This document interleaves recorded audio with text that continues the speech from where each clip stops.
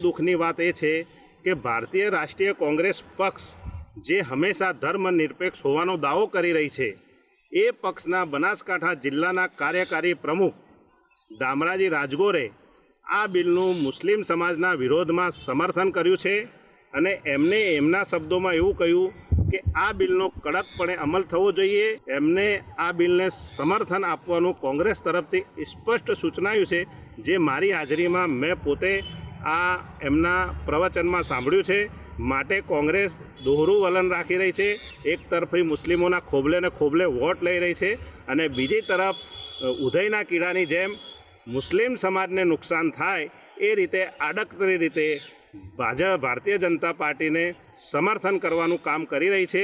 કાયદા બને એ કાયદા ના બને એ સરકારનો અધિકાર છે. અમારા કહેવાથી કે અમારા ના પાડવાથી કાયદો અટકવાનો નથી, પણ કોઈ વ્યક્તિગત મારાથી રિસાઈ કે મેં એને કોંગ્રેસ પાર્ટીમાં માન સન્માન ના મળતું હોય અને કોંગ્રેસમાં એ આક્ષેપ કરતો હોય તો એ આક્ષેપ તદ્દન પાયા વગરના અને માત્ર વ્યક્તિગત આક્ષેપ છે. મુસ્લિમો માટેની વિરોધ વાત કે હિન્દુઓ માટેના ફેવરની વાત એ કરવા માટે કોંગ્રેસ જન્મી જ નથી. કોંગ્રેસ તો સનાતન ધર્મ અને તમામ ધર્મોને સાથે લઈને ચાલવાવાળી પાર્ટી છે.